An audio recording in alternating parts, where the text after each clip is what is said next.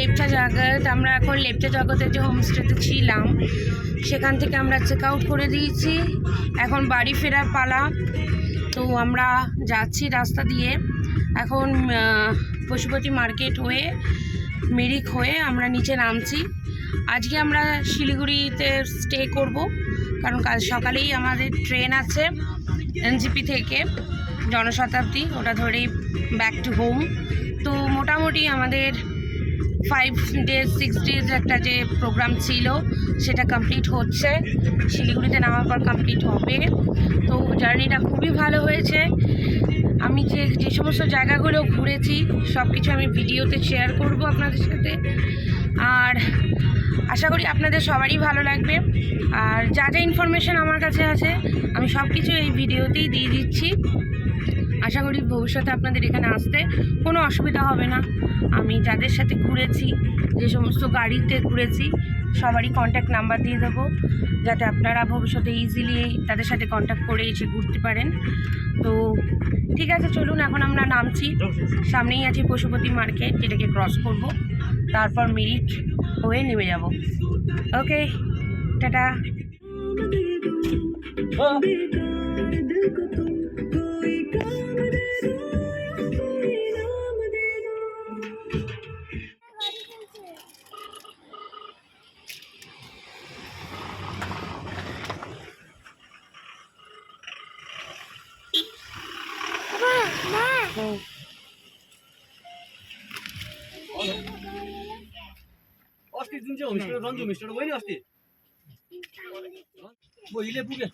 Guys, এই যে রাস্তাটা দেখতে পাচ্ছ, রাস্তার এই পাশের যে বাড়িগুলো বা যা আছে সব কিছু নেপালে, আর উল্টো দিকে বাড়িগুলো হচ্ছে ইন্ডিয়ার।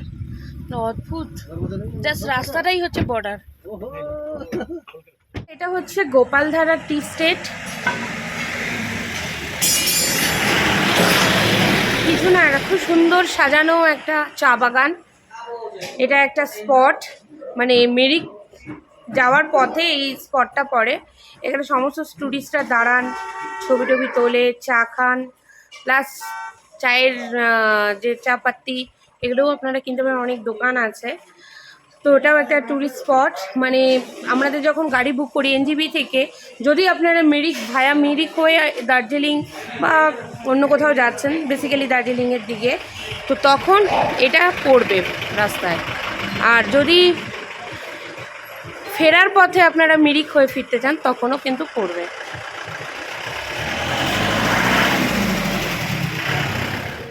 তো গাইজ, আমি আমার এই ভিডিওতে আপনাদের সাথে কয়েকটা জিনিস শেয়ার করছি।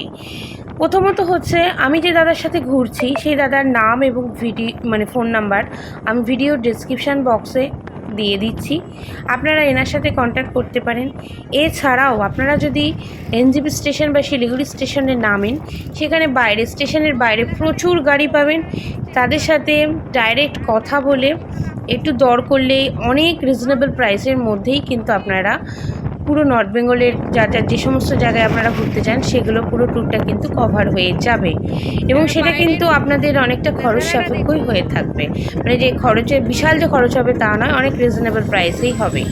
আর আমি বলবো, আপনারা হোটেল বা হচ্ছে হোমস্টে এখানে আছে নর্থ বেঙ্গলে, এগুলো আপনারা ডাইরেক্ট নিজেরাই বুক করুন, কারণ প্রচুর ওয়েবসাইট আছে আর গুগলসে সার্চ করে ডাইরেক্ট কথা বলে আপনারা নিজেরা বুক করে চলে আসুন।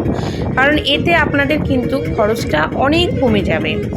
কারণ এখানে মেন খরচ হচ্ছে গাড়ি, আর গাড়িটা গাড়ির খরচ কম হবে যখন আপনারা ডাইরেক্ট গাড়ির যে যারা আছে ড্রাইভার তাদের সঙ্গে কন্ট্যাক্ট করবেন, এবং সেটাই আমার মনে হবে বেস্ট হবে। আর খুব ভালোভাবে ঘুরতে পারবেন। গাড়ির যারা ড্রাইভার তারা আপনাদের খুব ভালো করে ঘুরিয়ে দেবে।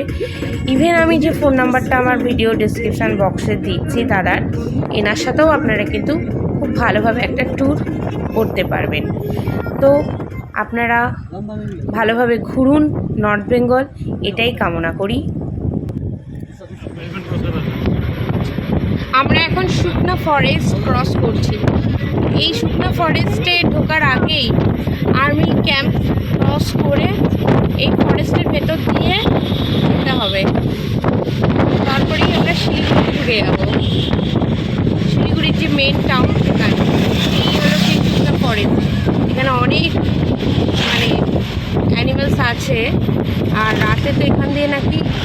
এলিফ্যান্ট ক্রস করে রাস্তাগুলো। একটা বড় শট নিতে হবে। গাড়িটা দেখতে কি সুন্দর। খেতে খেতে দেখতে হবে। ভেতরে চল। তো বন্ধুরা, আমরা এখন শিলিগুড়ি যে রেলওয়ে জাংশন, তার একদম জাংশন স্টেশনের পাশেই হচ্ছে এই শুকতারা ইন্টারন্যাশনাল হোটেলটা। তো আমরা এখানে এসেছি, আজকে এক রাত্রি থাকবো। তো এখান থেকে এনজিপি যে স্টেশন বেশি দূর নয়, এনজিপি স্টেশন ওই 15-20 মিনিট লাগবে। আর সকালবেলাতে তো বেশি টাইম লাগবে না, খুব ফাস্ট পৌঁছে যাব, কারণ এই শিলিগুড়ি সাইডে একটু হোটেল ভালো আছে। তো আমি এটা চুজ করলাম। আর আপনারা যদি অবশ্যই কেউ শিলিগুড়িতে ট্রেনে করে এসে নামেন, তো একদম স্টেশনের বাইরে এসেই বাঁ দিকে তাকালেই দেখতে পাবেন বড় একটা সত্যিই লাক্সারিয়াস একটি হোটেল। বিশাল যে হাইফাই রেট তা নয়। আমি 3000 সামথিং ট্যাক্স দিয়ে এটাকে বুক করেছি ফর 1 নাইট। এলার টাইম ইয়েটা অনেক সময় ভ্যারি করে প্রাইসটা। আমি তো গোয়া ইভিভো থেকে বুক করেছি, তো এইগুলোতে একটু প্রাইসটা অনেক সময় হাই থাকে। আপনারা যদি ডাইরেক্ট কল করে আসেন তাহলে হয়তো অনেকটা কমে, একটু বার্গেনিং করলে কমেই পেয়ে যাবেন। এরা অনেক কমেই দিয়ে দেয়, কিন্তু ভালো হোটেল, যথেষ্ট ভালো হোটেল। এবার আমরা একটু লাঞ্চ করব, করে একটু রেস্ট করব। একদম শিলিগুড়ি রেলওয়ে স্টেশনের এরিয়ার মধ্যেই মানে ইয়েটা।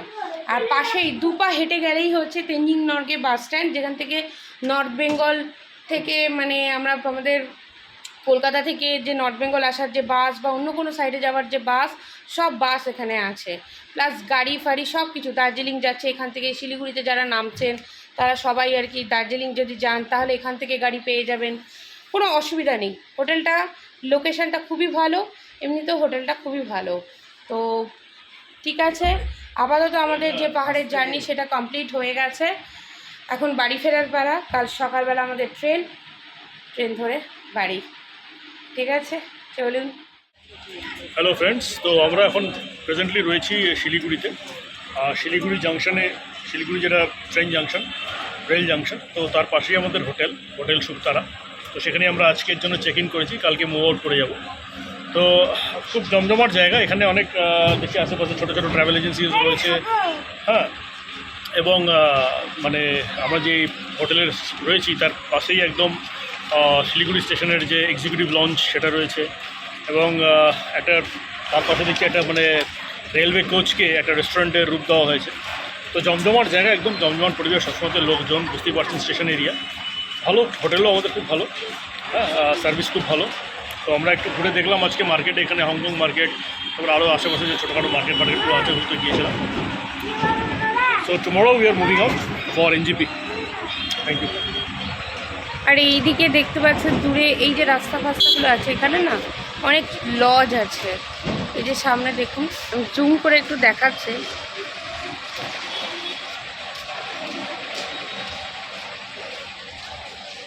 এগুলো হচ্ছে একটা লজ।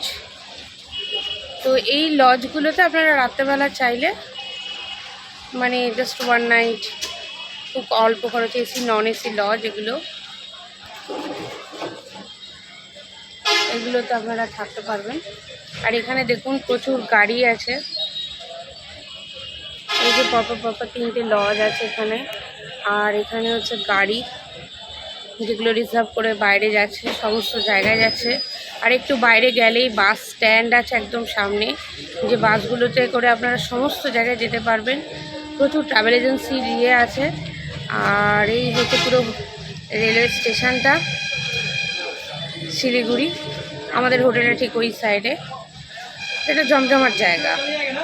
শিলিগুড়িতে একটা রাত কাটিয়ে পরের দিন দার্জিলিং, কালিম্পং যেখানে যাওয়ার, সিকিম টিকিম, সেটা যেতেই পারেন যদি রাতের ট্রেনে আপনারা এসে পৌঁছান। এখানে স্টে করতেই পারেন, একদম অল্প খরচে। এইদিকে অনেক লজ আছে। আর একটু যদি ভালো লাক্সারিয়াস তাহলে একটা আছে শুকতারা, যেটাতে আমরা থাকছি একদম স্টেশনের মধ্যেই এটা। আর স্টেশনের বাইরে অনেক ভালো ভালো বড় লাক্সারিয়াস হোটেলস আছে। ঠিক আছে। হ্যালো ফ্রেন্ডস, তো আমরা এখন সকাল সকাল এসে গেছি এনজিপি স্টেশনে, নিউ জলপাইগুড়ি স্টেশনে। আর it's around 5 AM now. Announcements হচ্ছেন, শুনতে পাচ্ছেন আপনারা।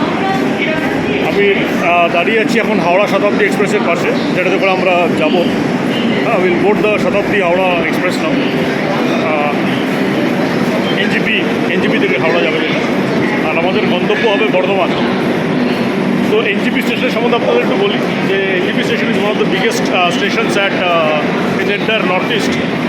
তো এখান থেকে আপনি যে নর্থ ইস্টের 7 সিস্টার্স যে স্টেটস বলে, সেখানে আপনি ইজিলি মুভ করতে পারবেন from NJP. Apart from that other কান্ট্রিজে মুভ করার জন্য, যেমন হয়ে গেল আপনার বাংলাদেশ কি ভুটান, নেপাল, এই দেশগুলোতে যাওয়ার জন্য এনজিপি স্টেশন একটা ভূমিকা পালন করে। তো আমি এখন দাঁড়িয়ে আছি, আপনি দেখতে পাচ্ছেন এই এনজিপি স্টেশনে, এবং আমার ট্রেনের নাম হচ্ছে শতাব্দী এক্সপ্রেস। আপনি আপনাদের একটু দেখিয়ে দিন।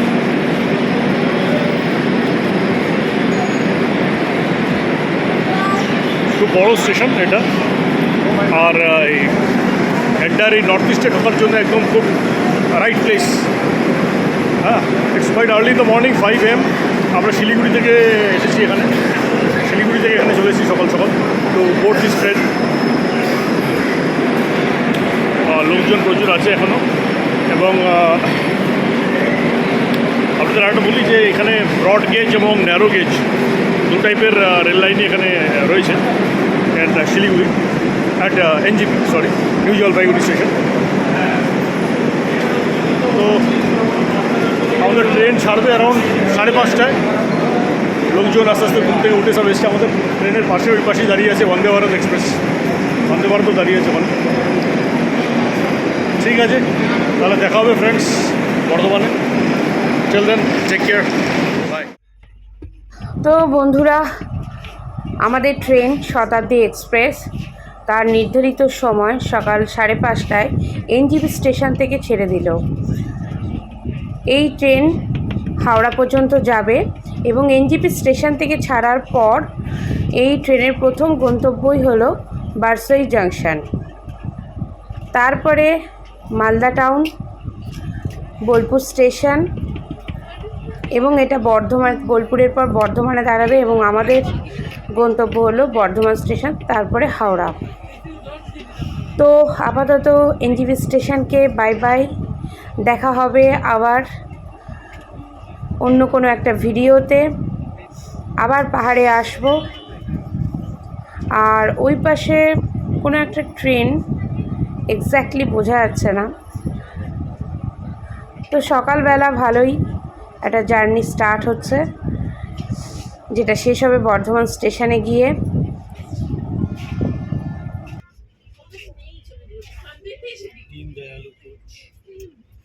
হাওড়া ডিব্রুগড়।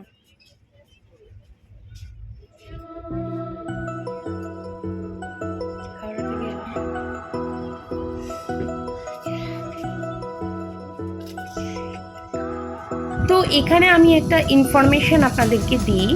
এই এনজিপি স্টেশন থেকে আপনারা যদি এই শতাব্দী ট্রেন ধরে থাকেন, তাহলে এই ট্রেনে বোর্ড করলে কিন্তু মর্নিং টি এবং মর্নিংয়ে যে ব্রেকফাস্ট সেটা দেওয়া হবে। এইবার ট্রেন হাওড়া পর্যন্ত যাচ্ছে, এবং যারা হাওড়াতে নামবেন তারা কিন্তু আপনারা লাঞ্চ পাবেন। বাট আমরা যেহেতু বর্ধমানে নামছি, এবং বর্ধমানের টাইমিং হচ্ছে দুপুর 12:10, তো আমাদের এখানে কোনো লাঞ্চ প্রোভাইড করছে না, আর আমাদের টিকিটের সাথে কোনো লাঞ্চের ইনক্লুডও নেই, অনলি ব্রেকফাস্টটা ইনক্লুড আছে। তো আমরা কিন্তু ব্রেকফাস্ট পেয়েছিলাম এবং মর্নিং টি পেয়েছিলাম। তো এটা আমি একটু আপনাদেরকে ইনফরমেশান দিয়ে রাখলাম। যারা হাওড়া পর্যন্ত যাবেন তারা কিন্তু লাঞ্চ পাবেন। এবার আপনারা লাঞ্চটাকে ইনক্লুড করবেন কি করবেন না সেটা আপনাদের নিজস্ব ব্যাপার, বাট এটা কিন্তু দেবে হাওড়া পর্যন্ত গেলে। কিন্তু তার আগে বর্ধমান পর্যন্ত কিন্তু কোনো লাঞ্চ এরা প্রোভাইড করবে না, মানে টিকিটেই এরা দেবে না, কারণ দরকারও নেই। যারা বর্ধমানে নামছেন দুপুরের মধ্যেই নেমে যাচ্ছেন, বাড়ি গিয়ে লাঞ্চ করতে পারবেন। তো সেই হিসেবে ব্রেকফাস্টটাই এরা এখানে দেবে।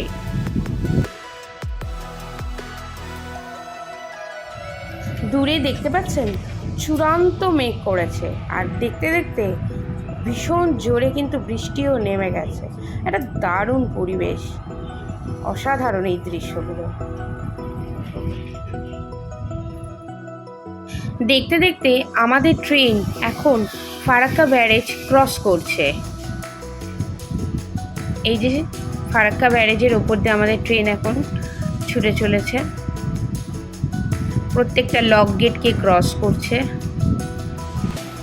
এই ফারাক্কা ব্যারেজটি গঙ্গা নদীর ওপরে তৈরি করা হয়েছে এবং এই ফারাক্কা ব্যারেজে 109টি লক গেট রয়েছে।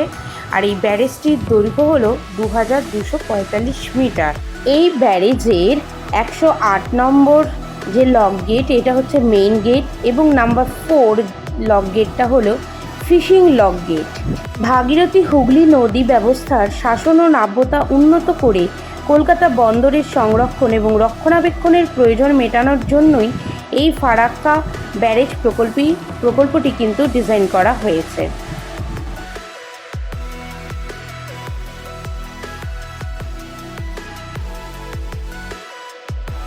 তো বন্ধুরা, আমাদের জার্নি কমপ্লিট, আমরা বর্ধমান পৌঁছে গিয়েছি। তো দেখা হবে আবার কোনো একটা নতুন জায়গাতে। ততক্ষণ সবাই ভালো থাকবেন, সুস্থ থাকবেন। টাটা।